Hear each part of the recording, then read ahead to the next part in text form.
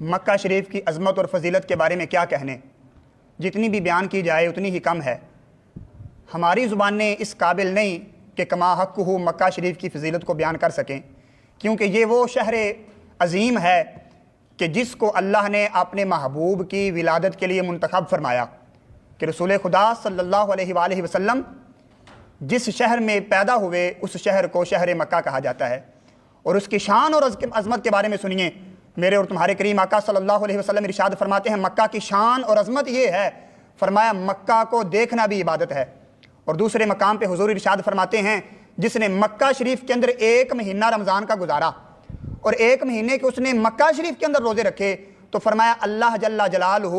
اس مکہ میں روزے رکھنے والے کو 1 لاکھ رمضان شریف کے روزے رکھنے کا ثواب عطا فرمائے گا۔ یعنی ایک بندہ مکے کے علاوہ 1 لاکھ سال کے روزے رکھے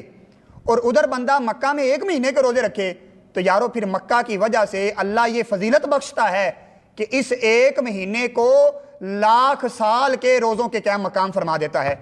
اور میرے اور تمہارے کریم آقا صلی اللہ علیہ وآلہ وسلم ارشاد فرماتے ہیں مکہ کی شان اور عظمت یہ ہے کہ مکہ کی فضیلت یہ ہے کہ جس نے مکہ شریف کی دھوپ کو برداشت کیا، مکہ شریف کی دھوپ اور گرمی کو برداشت کیا، تو اس گرمی کو برداشت کرنے پہ میرے محبوب فرماتے ہیں رب انعام عطا فرماتا ہے۔ ہم پاکستان میں رہتے ہیں تو پاکستان کی گرمی کی فضیلت کوئی نہیں، چاہے بندہ صبح سے لے کر شام تک کھڑا رہے اور بندہ کہے کہ مجھے کوئی انعام مل جائے گا، نہیں، لیکن مکہ شریف کی گرمی اور دھوپ اس کی بھی فضیلت رب نے بنائی اور اس کی بھی عظمت رب نے بتلائی۔ میرے محبوب علیہ السلام فرماتے ہیں جس نے مکہ شریف کی دھوپ کو برداشت کیا اور اس پر تھوڑا سا صبر کیا، تو رب کے محبوب نے ارشاد فرمایا کہ اللہ جل جلالہ اس بندے سے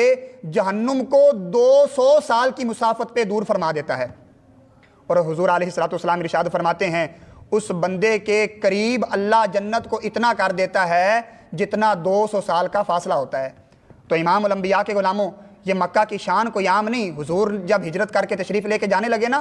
تو حضور نے کعبہ شریف کا غلاف پکڑا اور حضور کی آنکھیں نم تھیں۔ حضور علیہ السلام نے ارشاد فرمایا مکہ مجھے تجھ سے بڑا پیار ہے، تو رب کا بہت محبوب ہے، تجھے رب بھی بڑا پسند فرماتا ہے اور میں بھی بڑا پسند فرماتا ہوں، تو اے شہر مکہ میرا دل تو نہیں کر رہا کہ تجھے چھوڑ کے چلا جاؤں،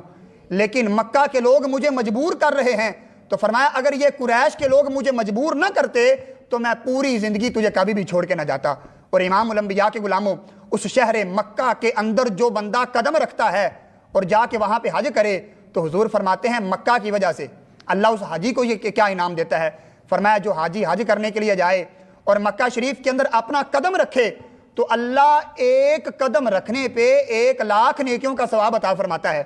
اور فرمایا اسی 1 قدم کے اوپر اللہ 1 لاکھ گناہ بھی مٹا دیتا ہے اور اسی 1 قدم کے بدلے اللہ جل جلالہ 1 لاکھ درجے بھی بلند فرما دیتا ہے۔